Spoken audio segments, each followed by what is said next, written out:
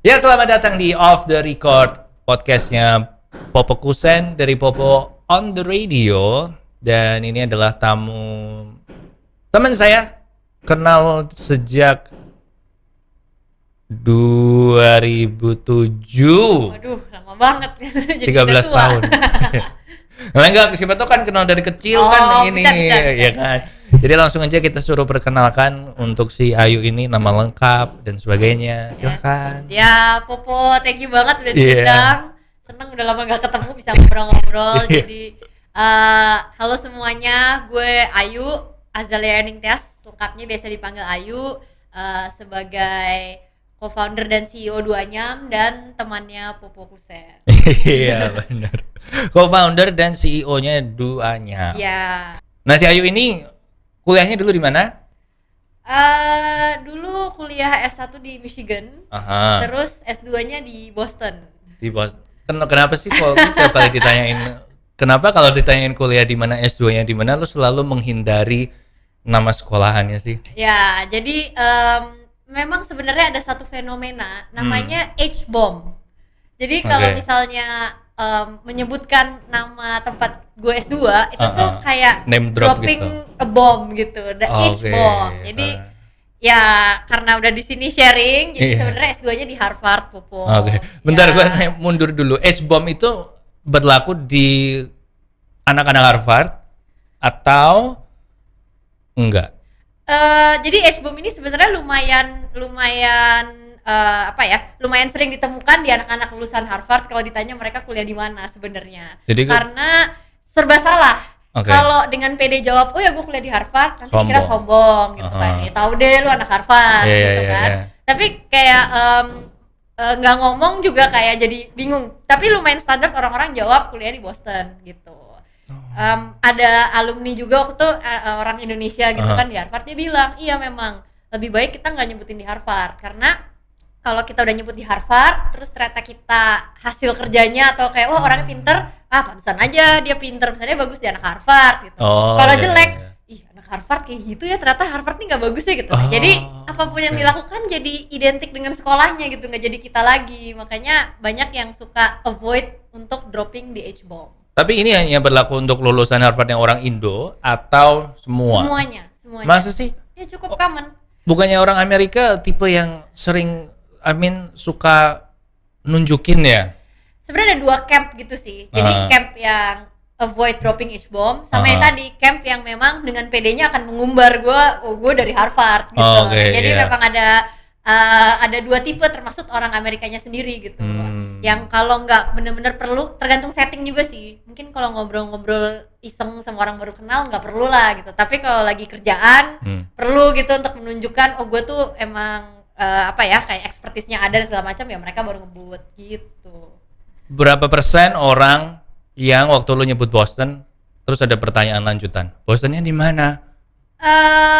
Sebenarnya nggak terlalu banyak loh, kayak Oh ya? mungkin about nggak tahu ya, setengahnya kali ya, setengahnya. Setengahnya Setengahnya ya kali banyak ya, lah, setengahnya banyak lah. Tapi ya misalnya kan, maksudnya Boston itu kan kalau di Amerika kan kota pelajar ya. Iya, Jadi betul. ada banyak banget kampus. Makanya biasanya di Boston ya salah satu dari kampus-kampus yang banyak itulah gitu. Jadi nggak, ya lebih sering nggak nanya sih, kecuali ada yang karena sekarang era sosmed dan informasi banyak, ada yang sebenarnya udah tahu gitu. Cuma terus? nggak puas gue jawab Boston kayak Popo gitu, kayak Bostonnya di mana? Itu sebenarnya mungkin dalam hati dia udah tahu gue sebenarnya kayak sempet S2 di mana gitu loh, Po. Kalau barusan sih kan gue emang udah tahu Ya dari iya, dulu. itu dia. Iya, oke. Di Harvard, gue tahu kalau di Michigan kan tuh ambil molekuler biologi kan. Betul. Karena lu cita-citanya ahli biologi kelautan. Dulu sempet, benar. Iya, sempet sekali. gitu kan. Iya. Tuh, gue ingat kan. Benar. Lah, terus waktu S2 ngambilnya tapi beda. Iya. Beda kan ngambilnya apa? Betul. Sebenarnya di fakultasnya tuh Fakultas Kesehatan Masyarakat atau Public Health gitu. Dan spesifiknya banget tuh epidemiologi. Epidemiologi. Berarti lu ini tentang COVID-19 lu banyak tahu dong. Pandemi-pandemi gini. Konsep-konsepnya tahu, belajar, cuma bahkan soal epidemiologi itu dan pandemi itu ada beberapa hal. Jadi kalau yang terhubung dengan si COVID-19 gitu, itu sebenarnya kan namanya infectious disease atau penyakit menular. Nah, cuma waktu itu gue S2-nya lebih fokus ke penyakit tidak menular. Jadi epidemiologi penyakit tidak menular tuh termasuk misalnya kanker, terus diabetes gitu.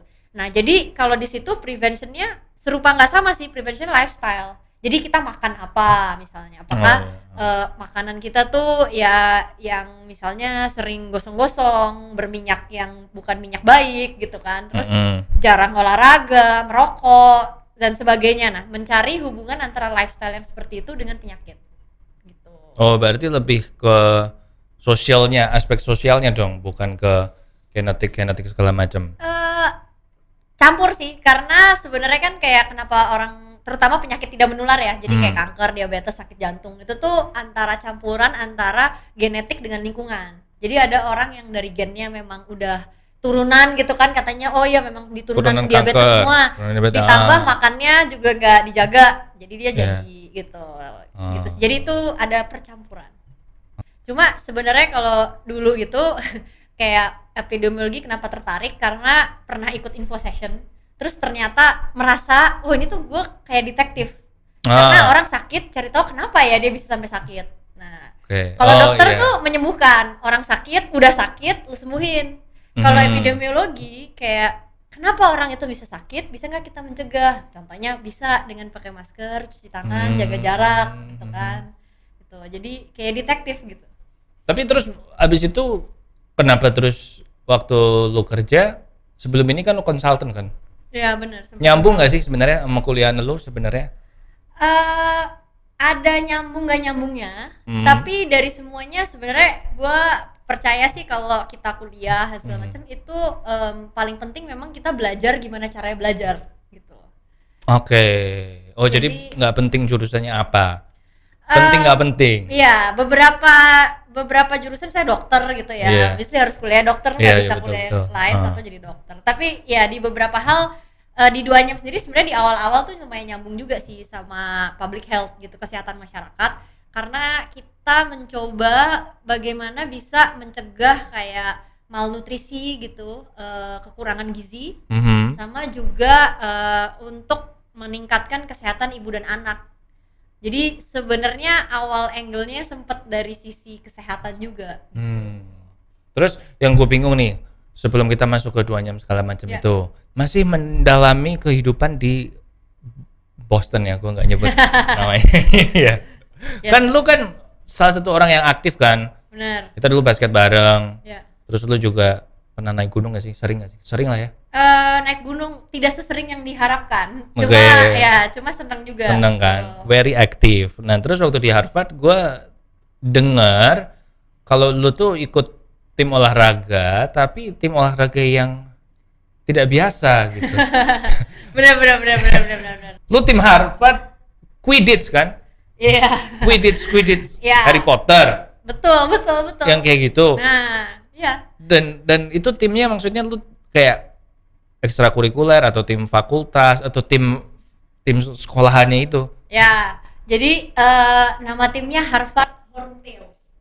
Itu salah satu nama naga, jenis naga di buku Harry Potter ya. Jadi Harvard Horntails nama timnya. Dan Quidditch ini kan masih itu sebenarnya sudah menjadi olahraga yang punya komunitasnya sendiri, punya peraturan sendiri secara internasional gitu. Tapi nggak terbang kan? Atau pakai wire gitu? Ya nggak pakai wire, tapi kita pakai sapu. Sapu terbang. Jadi larinya harus pakai sapu. Ya, jadi actually the hardest part of main Quidditch adalah kita bayangin harus olahraga, lari-lari gitu kan, kayak kita olahraga basket atau olahraga sepak bola. Tapi selama lari, sapu itu harus ada di antara kaki kita. Oke, jadi kalau sapunya sempat gak sengaja keangkat, terus lu jatuh. Itu dianggapnya kita kayak ada pelanggaran gitu. Terus kita harus lari dulu ke ujung lapangan kita, baru masuk ke lapangan. Balik lagi ke lapangan gitu. Tapi garis besarnya sama, kayak poinnya ini terus sama. Jadi ada 3 posisi tuh. Buat yang nggak ngikutin Quidditch dan Harry Potter, ada chaser, mereka yang kayak sebenarnya kayak olahraga biasa gitu ya, kayak lemparan bola dan skor gitu, oper-operan gitu. Terus ada beater Beater itu adalah yang tugasnya cuma menjegal lawan dengan gebuk-gebukin pakai bola. Jadi sebenarnya agak mirip dodgeball gitu. Oke. Bahkan pakai bola dodgeball emang jadi beater. Oke. Dan yang terakhir ada seeker. Seeker itu yang harus nangkep snitch-nya. Nah, snitch-nya ini kan kalau di Harry Potter kan terbang kan? Betul. Terus kalau ini terus gimana ngejar snitch-nya? Ya, itu sebenarnya agak konteks yang sangat lucu. Karena snitch-nya itu adalah sebuah bola tenis yang dimasukin ke dalam kos kaki. Dan kos kakinya itu diselipin ke belakang celananya seorang snitch. Jadi ada orang yang tugasnya jadi pakai snitch. baju kuning. Dia yang terus lari-lari. di belakangnya ada kos kaki berisi bola tenis dan dia akan lari-lari. Oh, terus lu mesti ngejar dia. Betul. Lu seeker. Sebenarnya officially gue chaser.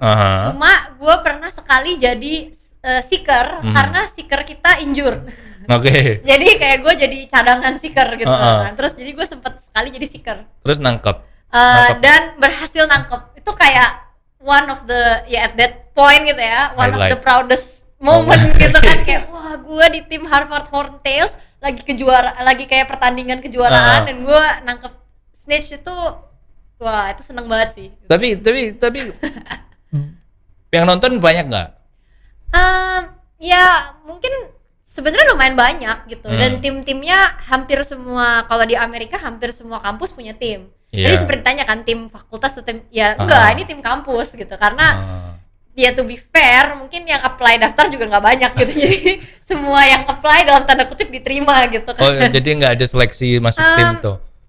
Ada sih latihan kan lebih kayak apa ya? Mungkin misalnya kalau ada yang suka banget Harry Potter tapi sangat tidak atletik, misalnya kayak lari sebentar nggak kuat atau gimana, ya mungkin agak susah ya dia bisa di tim gitu. Jadi lebih kayak mungkin dari kemampuan atletik dan stamina gitu, which is karena gue juga main basket, bagian itunya lolos lah gitu. Iya. Bisa lihat fotonya nih di sini, fotonya Ayu nangkep snitch ya, ini foto nangkep. Iya, habis nangkep snitch, happy banget. Oke, sudah, sekarang kita akan membicarakan yang sedikit serius supaya boleh. Ini judulnya ntar bukan Quidditch Hero. Nah, balik lagi ke soal Duanyam kan, ini kan company pertama yang lu bikin kan. Bener. Jadi lu habis kerja jadi konsultan, terus lu balik ke sini, terus lu langsung mau bikin ini. Dan yang bikin gua amazed adalah, dan gua juga punya pengalaman soal ini soalnya, waktu lu bikin company sama teman-teman deket lu, kan itu bisa mengakibatkan 2-3 hal kan. Yang pertama adalah bisnisnya jalan tapi temanannya jadi nggak dekat lagi, fractured. Yang kedua kebalikannya, temanannya tetap terjaga tapi bisnisnya hancur. Atau yang ketiga, semuanya fine-fine aja. Nah, yang gue bikin kaget adalah karena yang ketiga ini tuh termasuk jarang kalau gue bilang. Dan duanya masuk ketiga kan. Nah, itu Amin, masih di 3 kan. Amin. Nah, kan soalnya lu sama 2 orang teman lu kan. Dan ini kayak nggak cuman teman kan, you're like best bud gitu kan.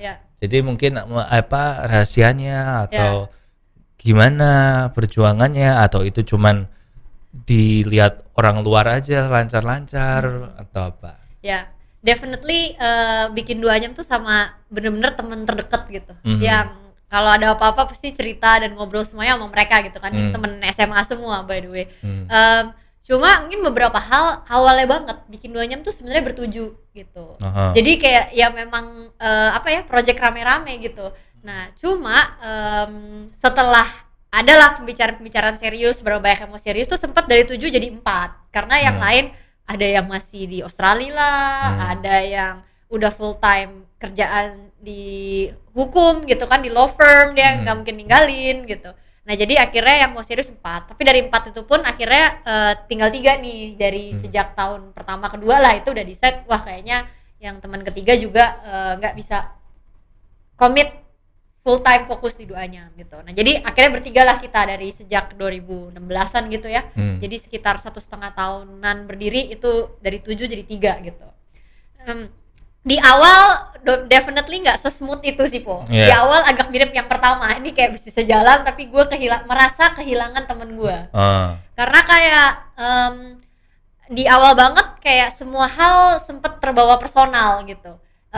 Jadi kayak misalnya mau kalau ngomongin nggak suka ide bisnisnya, tapi kayak kesannya kayak jadi personal gitu. Wah, dia nggak suka sama gue nih, dia nggak percaya sama gue gitu. Jadi baper. Gitu kan ya. Cewek-cewek juga ya tambah ekstra baper gitu. Jadi sempat ada baper-baperan lah, kayak tulis-tulis email panjang lebar gitu-gitu. Ada fase itu di tahun-tahun awal gitu. Terus dari situ kita kayak sempat baper, oke nggak bisa, ini harus profesional. Nah saat profesional tuh jadi beneran berasa kehilangan temen karena jadi nggak bisa curhat gitu loh, kayak yaudah ini kita ketemu strictly profesional gitu. Dan di luar itu pun juga mau ngobrol atau mau ketemuan kayak bingung karena profesional. Jadi sempat juga merasa, gue kehilangan teman baik gue gitu. Makin kesini kayaknya karena duanya juga ya kita orang-orang yang keras kepala dan ngotot, jadi despite semua yang terjadi, oke, enggak, ini tetap kayak kita akan berusaha dan harus jalan. Dengan duanya makin jalan, akhirnya sih makin kesini kita menemukan gimana cara menyeimbangkannya. Jadi ada waktu-waktu di mana kita bisa ngobrol gitu, terus lagi call untuk kayak berdua doang ya, nggak ada timnya ya, lagi call terus kayak by the way gue boleh ngomong sesuatu yang nggak ada hubungannya sama kerjaan nggak? Oh ya kenapa? Terus kayak cerita dulu, misalnya mau ngegosip apa atau kayak ada hal lain yang personal gitu. Aduh gue lagi sedih karena apa gitu. Nah jadi kalau udah selesai, oke nih kita balik, oke kita sekarang balik ngomong kerjaan gitu.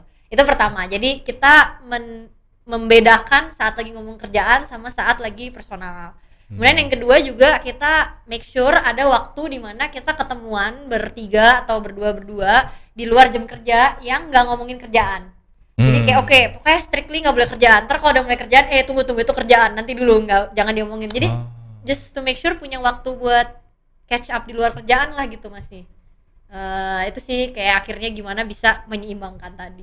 Tapi itu berarti harus beneran komit dong, karena susah loh kalau lu ngomong dan lu ngerjain hal yang sama terus lu komit buat oke kita jangan ngomongin kerjaan. Karena kalau di pengalaman gue dulu, gue nggak bisa kayak gitu. Yuk kapan keluar di otak kerjaan tiba-tiba keluar terus gue langsung ngomong aja.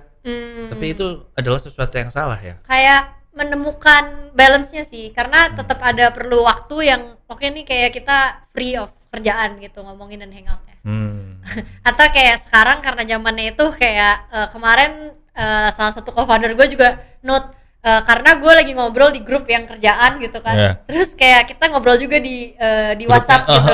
Terus kayak literally, wah gila, gue berasa lu dua orang berbeda sih. Yang satu kayak direktur, yang satu kayak sohib gue gitu, kayak ketawa kayak orang bego, tapi di sana masih kayak enggak, yang ini deadline-nya segini ya gitu. Tapi kayak almost at the same time kan, karena di luar work hours gitu udah malam. Jadi kayak wah gila, gue berasa ini dua orang berbeda. Nah itu jadi membedakan bikin kapan dua beda juga gitu ya. Gitu sih. Gue 2 kali bikin bisnis sama 3 kali sih. Bikin bisnis sama teman. Yang pertama hasilnya nomor 2, bisnis gak jalan hancur, persahabatan terjaga. Terus yang kedua bisnis jalan tapi persahabatan tidak terjaga. Terus yang ketiga, gue nggak sama temen dekat, itu malah lebih enak tau gak sih? Oh ya, kenal tapi nggak sampai sedekat itu iya. Gitu ya. Kalau deketnya gara-gara kerja bareng malah lebih enak gak sih? Daripada lebih gampang nggak? Menurut Anda bagaimana? Bisa juga sih, karena kayak sekarang gitu di Duanyam ya co-foundernya beneran tadi kan temen dekat dari awal. Cuma sekarang dengan makin gede timnya, kita ada beberapa juga nih temen SMA juga yang nggak deket, yang deket tapi nggak sedekat itu gitu. Atau yang bahkan nggak deket sama sekali, cuma kenal orangnya gitu. Ya mungkin kayak setelah lulus ketemu cuma kayak 2 kali gitu, 3 kali gitu kan, jadi kenal nggak kenal gitu. Nah mereka join Duanyam juga kan, dan ya mungkin di situ bener sih kayak lebih mudah untuk bikin ininya ya, pembeda. Iya betul pembatas. Kalau teman baik itu memang PR dan sempet roller coaster ride juga sih sampai ketemu yang pas. So jadi lu yang bertiga ini, co-founder lu bertiga itu kalian semua full time di Duanyam atau ada kerjaan lain atau gimana sih? Sekarang kita semua full time di Duanyam gitu. Cuma memang adalah side bisnis kecil-kecilan, mungkin ada satu dua co-founder gue yang begitu, tapi kalau gue sendiri full time di Duanyam. Nah tapi kan Duanyam ini kan sepengetahuan gue ya, kalau salah mohon dikoreksi ya. Boleh. Adalah usaha yang tujuannya membantu meningkatkan taraf hidup dan kualitas hidup ibu-ibu di Flores. Betul. Ya kan? Di seluruh Indonesia sih sebenarnya. Mulai di Flores tapi sekarang udah di banyak daerah lain juga. Oh iya, barusan buka di Kalimantan Selatan. Coba diangkat produknya. Oh ya, ini titipan pesan sponsor. Ini produk kita yang terbaru di Kalimantan Selatan dari bahan purun yang membantu mencegah kebakaran hutan. Oke. Yes. Nah, balik lagi ini kan tujuannya membantu mereka kan. Betul. Berarti kan. Oke, jadi sociopreneur itu apa sih sebenarnya? Karena gue nangkepnya sociopreneur itu adalah ini pengertian orang awam gue ya. Ya. Jadi sociopreneur itu lu buka usaha atau bisnis, tapi terus biasanya hasil penjualannya disumbangkan ke sini. Gitu-gitu nggak sih? Ya. Jadi intinya sih sebenarnya social enterprise atau bisnis sosial tuh bagaimana bisa memecahkan masalah sosial lewat cara-cara bisnis. Gitu. Jadi cukup benar yang tadi Popo sampaikan. Iya. Tapi nggak melulu, sebenarnya ada banyak penganut atau cara-cara social enterprise sendiri sih. Cuma tidak semuanya percaya bahwa seluruh profitnya harus disumbangkan ke masyarakat atau bagaimana, karena tetap juga punya profit itu bagus untuk mendorong adanya perkembangan atau growth gitu. Jadi ada yang percaya profitnya harus disumbangkan semua, ada yang percaya oh enggak, profit itu bisa di-keep dan bisa diinvestasikan ke growth gitu. Jadi beda-beda sih, tapi poinnya adalah kalau misalnya kita ngomong yayasan atau kasih donasi gitu ya, misalnya nih kita ngasih satu daerah di Flores Timur itu donasi gitu, misalnya kita kasih mereka makanan bergizi supaya nggak kurang gizi. Nah, berapa lama kita akan kasih donasi? Oke, mungkin setahun, 2 tahun, 5 tahun, 10 tahun, 20 tahun, masa kita ngasihin terus gitu kan? Itu kan kayak kita ngasih ikannya ya, doang. ikan dan kail. Betul. Ngajarin mancing. Exactly. Ini, nah, tapi kita ngelihat, oke, bisa nggak sih mereka itu sekarang lapangan pekerjaannya hampir nggak ada. Pokoknya ya udah berladang buat makan sendiri udah gitu. Atau banyak yang harus merantau jadi TKI, TKW untuk bisa kirim uang ke kampung. Padahal ada nggak sih pekerjaan yang bisa mereka lakukan, dapat uang tetap di kampung jaga anaknya, uangnya bisa dipakai buat beli makanan bergizi dan pendidikan. Nah di situ jadi kita ngasih kailnya nih, rider dan kita kasih sumbangan, kita kasih mereka akses pendapatan. Jadi kalau itu sudah akses pendapatannya berupa bisnis itu kan kalau misalnya bisnisnya bagus, sukses, ada pasarnya, itu kan pasti lebih dari 5 tahun, lebih dari 10 tahun goalsnya kan. Bahkan ada bisnis yang 100 tahun gitu. Kalau Popo sendiri berbisnis sudah berapa tahun tuh? Lama pasti kan maunya kan. Iya, gitu. maunya lama. Iya, betul. Jadi disitulah kayak ada bagian yang sustainable namanya atau berkelanjutan. Kalau kita donasi atau ngasih ikannya ada batas waktunya. Tapi kalau kita bisnis ngasih kailnya, bisnisnya bisa jalan lebih panjang. Itu sih konsepnya. Berarti kalau dari yang lu bilang ini kan kalau seandainya orang pengen sociopreneur itu bukan berarti terus dia nggak bisa hidup kan? Enggak.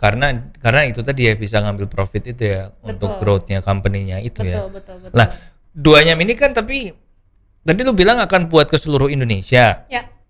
Targetnya kan itu. Ya. Semoga tercapai. Amin.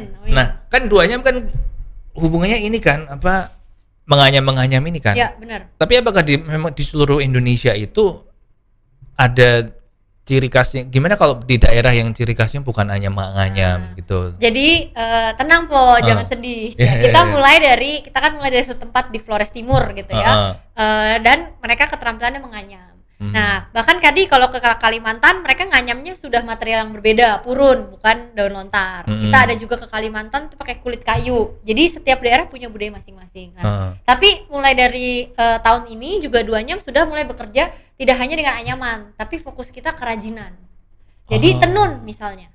Ya, jadi kayak tenun gitu, itu juga ada di setiap daerah beda-beda. Nah, itu kita sudah ada tenun yang juga di mix and match dengan anyaman gitu. Nantinya untuk jenis-jenis produk lain, mau itu misalnya batik dari daerah masing-masing, batik Riau, ada batik Papua juga bahkan gitu kan. Apakah nanti hal-hal lain seperti jewelry atau woodwork, misalnya perkayuan gitu. Jadi kita akan buka untuk kerajinan sih di seluruh Indonesia, tergantung dari memang keterampilan yang ada di masyarakat apa. COVID-19 Duanyam gimana? Lumayan sih sebenarnya, pas terutama April itu beneran shock gitu. Kayak kita juga harusnya ada bazar kayak Inakraf tuh, bazar kerajinan paling besar di Asia Tenggara, bahkan itu kan di cancel tuh, harusnya April. Itu yang di mana sih, yang di Pacific Place itu Biasanya di JCC sih. Yang di JCC. Ya betul. Kalau yang dulu gua datang itu di Pacific Place kan? Itu di mana ya? Ada juga itu Bazar Art atau apa ya? Art Bazar ya tuh Gua ya. lupa sih. Nah, ini Iya. Inacraft namanya. Nah, jadi itu di cancel gitu kan, yang bazar yang besar yang biasanya kita cukup banyak dapat revenue dari situ. Kemudian juga klien kita tuh banyak yang hotel di Bali. Wah. Hotelnya kan kena banget ya. Iya. Jadi mereka udah order barang, tapi kayak maksudnya kita mengirim ke mereka juga gak ada yang tinggal di hotelnya. Jadi mereka juga sementara tutup. Jadi dia bilang keep dulu barangnya. Nah itu juga lumayan kita kena. Belum lagi kita juga banyak kerjasama dengan perusahaan-perusahaan kan. Jadi jualnya B2B tuh, corporate gifts, buat conferences, buat event gitu. Ya itu semuanya juga semua orang kayak shock dan belum tahu ngapain. Jadi di cancel semua. Makanya April itu lumayan kacau gitu, kayak waduh ini gimana gitu. Syukurlah kita Mei itu udah mulai masuk ada lebaran, kemudian juga kita akhirnya beradaptasi. Kita banyak juga jual yang tadinya lebih B2B atau grosiran, terus kita jual retail, online marketplace, jual barang satuan gitu. Jadi itu mulai ngangkat lagi, dan kita juga sempet memproduksi, menjual, dan sebagian didonasikan itu untuk masker gitu. Jadi mulai di April Mei itu kita banyak bikin jual dan donasi masker juga gitu. Oke. Tapi nah kalau menurut pendapat lu nih, COVID-19 sampai kapan kira-kiranya? Kalau dari epidemiologi. Wah, ini jadi narasumber banyak hal ya. Quidditch iya, social enterprise iya, COVID-19 juga. Ya sebenarnya sih gue mungkin nggak sampai ahli banget gitu. Cuma kadang-kadang ya beruntung untuk ada di grup atau nyimak teman-teman yang mungkin lebih tahu gitu. Ya pastinya sih akan lumayan lama ya sampai bisa normal. Paling aman tuh vaksin, tapi sebenarnya selama semua orang mengikuti protokol dengan baik itu seharusnya bisa jauh lebih cepat. Nah, cuma setidaknya mungkin sampai akhir tahun ya kita masih harus terbiasa dengan kewajaran baru ini, new normal ini sih. Akhir tahun ya? Akhir tahun ya? Dan itu belum tentu kan? Atau kalau kita ngeliat kan sebenarnya ada negara-negara lain yang sukses, jauh lebih sukses untuk bisa mengatasi itu, misalnya kayak Vietnam. Taiwan, ya Vietnam, Korea juga sempat naik tinggi banget di awal, terus dia bisa mengurangi. Nah itu adalah negara-negara yang mungkin orang-orang lebih menaati protokol, lebih disiplin. Betul. Jadi menurut gue sih masih trajektorinya masih tergantung seberapa kita juga bisa mengikuti protokol gitu. Tapi dalam artian mungkin kita nggak bisa traveling seenaknya atau kayak kembali kongko di mall setiap saat dan segalanya sih, mungkin seenggaknya sampai akhir tahun sih. Tapi berarti ini lu belum pernah ke mall sejak dibuka lagi? Belum. Oh, gue juga belum sih. Ya kan? Ya kalau nggak perlu amat nggak usah lah gitu. Sebelum pamit, terserah nih, sekarang gue kasih lu waktu 3-4 menit, terserah lah, bebas ngomong apapun yang lu mau. Mungkin mau ngomong, ya bebas lah, ya bebas ya. Siap. Lihat ke kamera deh kalau yang ini, ya. Silahkan. Ya untuk semua teman-teman yang udah mendengarkan, thank you banget. Kalau mau support kita di social enterprise kita, follow Instagram kita @duanyam. Bisa mau beli support produk kita juga ada di website, di online marketplace, Tokopedia sama Shopee juga ada. Go ahead and check them out. Nah selain itu, seperti tadi yang sempat dikasih tahu ke Popo, Duanyam juga pengen banget nih bisa sharing pengalaman pembelajaran dan sistem kita ke lebih banyak lagi anak-anak muda, pengusaha, komunitas di bidang kerajinan di seluruh Indonesia. Makanya kita ada produk dan komunitas baru namanya Krealogi. Kalau pengen tahu lebih banyak nanti bisa follow Instagram kita di @krealogi gitu. Nah ini nanti akan seru, ada mobile app-nya, ada komunitasnya dan segala macam untuk bisa ngebantu siapapun yang pengen memulai atau meningkatkan usaha kerajinannya menjadi ke level yang lebih lagi. Jadi ditunggu ya untuk gabung komunitas Krealogi. Nanti linknya Krealogi di description juga kita taruh. Sip, terima kasih Popo. Thank you Ayu for your time. Semoga kita bisa ke interview lagi ya, karena kalau nggak gitu kayaknya kita nggak ketemuan. benar. Oke, yaudah gitu aja di off the record kali ini, and I'll see you when I see you.